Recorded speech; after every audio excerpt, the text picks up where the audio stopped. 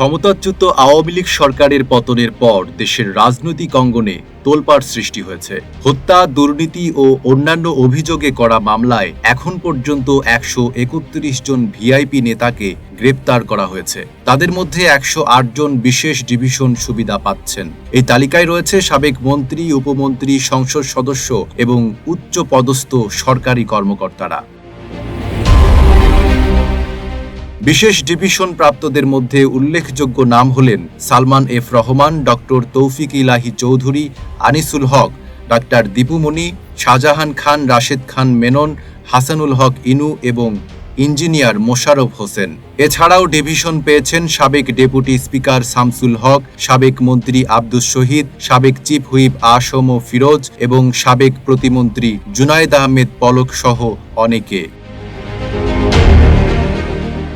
ডিভিশনপ্রাপ্ত বন্দীদের জন্য কারাগারে বিশেষ সুবিধা দেওয়া হয়। প্রতিটি বন্দীর জন্য আলাদা কক্ষ বরাদ্দ থাকে, যেখানে খাট, চাদর, চেয়ার, টেবিল এবং দৈনিক পত্রিকা সরবরাহ করা হয়। এছাড়া টেলিভিশন দেখার সুযোগ এবং নিজেদের পছন্দ মতো খাবার গ্রহণের ব্যবস্থাও রয়েছে। কারাগারে তাদের আরামদায়ক জীবনযাপন নিয়ে জনমনে কৌতূহল তৈরি হয়েছে।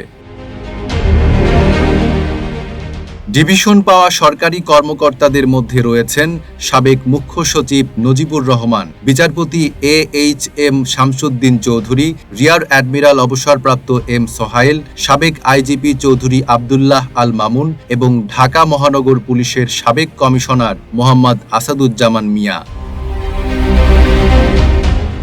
তবে ২৩ জন ভিআইপি এখনও ডিভিশনের অনুমোদন পাননি। এই তালিকায় রয়েছেন কাজী জাফরুল্লাহ, হাজী মোহাম্মদ সেলিম, তানভীর ইমাম, আব্দুর রৌফ এবং সুলতান মোহাম্মদ মনসুর আহমেদের মতো ব্যক্তিত্ব। ডিভিশন না পাওয়ায় তাদের জীবনযাত্রা সাধারণ বন্দীদের মতোই কাটছে।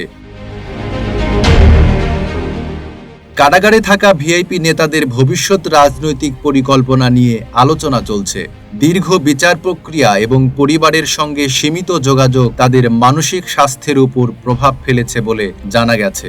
বিশেষ সুবিধাভোগী বন্দীরা তাদের রাজনৈতিক অবস্থান বজায় রাখতে সক্রিয় থাকলেও ডিভিশন সুবিধা না পাওয়া নেতাদের মধ্যে হতাশা দেখা দিয়েছে। কখন এবং কিভাবে এই ভিআইপি নেতারা মুক্তি পাবেন এবং রাজনৈতিক ময়দানে কতটা প্রভাব ফেলবেন তা সময়ই বলে দেবে। তবে তাদের কারাগারের ভেতরের আরামদায়ক জীবনযাত্রা এবং সাধারণ বন্দীদের হতাশা নিয়ে জনমনে আলোচনা থামছেই না। নাইম আরাবী, ঢাকা পোস্ট।